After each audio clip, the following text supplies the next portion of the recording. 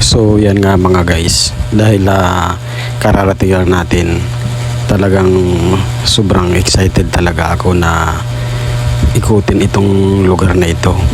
Kasi matagal na rin akong hindi naka-stay dito or nakakapasyal dito.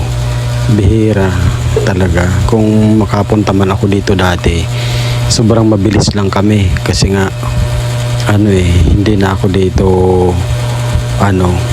kumbaga hindi naman ako lagi na lang talagang madalian ang biyahe ko, madalas balikan lang talaga kasi nga doon ako sa kabila nakatira dati. Ngayon ito ang pagkakataon ko, kaya sobrang saya na mag-iikot-ikot para makita ko yung mga dating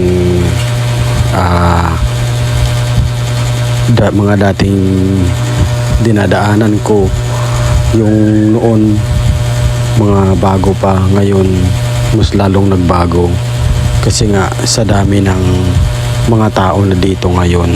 Dati kilala ko pa yung mga pagkakasalansan ng mga bahay, kung sino yung mga nakatira, kung sino yung mga kapitbahay namin, kung sino yung malapit sa bahay namin na nakatira. Paikot halos buong bayan ng poblasyon na ito ay kilala ko ang mga nakatira. Hindi sa katulad na ngayon na parang ako na yung dayuhan dito sa bayang ito, kasi nga matagal na rin akong hindi nakatira dito. Dati itong kalsadang ito, hindi pa ito simentado, karamihan yan rough road talaga.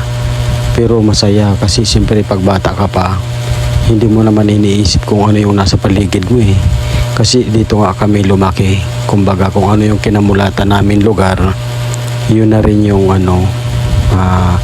kumbaga kontento ka na doon. Hindi mo naman iniisip kung may nagbago kung maganda o pangit, basta't masaya kayo kasi nga mga bata nga So ito ngayon, nag-iikot tayo. Yan. Bali, tinitingnan ko yung mga pinagbago ng mga bahay, mga sa paligid, kalsada, mga tricycle, sasakyan. Medyo marami na talaga siya kumpara noon. Tsaka talagang marami na rin talaga yung mga bahay na yan. Ang iba malalaki na, yung iba magaganda. Ayan guys, simentado na talaga yung lugar na ito. Tapos may mga pedestrian na rin. Ayan. Ang malungkot kasi nga sanay ako doon sa amin na kailangan pag umalis ako may kompleto ako, may helmet na ganyan, nagmumotorcycle, tapos may lisensya. Ang masakit, nakalimutan ko yung lisensya ko, kaya yan bumalik pa ako kasi iniisip ko nga baka masita ako. Kaya bumalik ako sa amin. Ayan, balik tayo mga guys kasi nga iniisip ko baka mamaya mahuli ako ni T-Dirt. Mahirap na, baka kung saan ko pa matubos yung lisensya ko, baka abutin ng pag-alis ko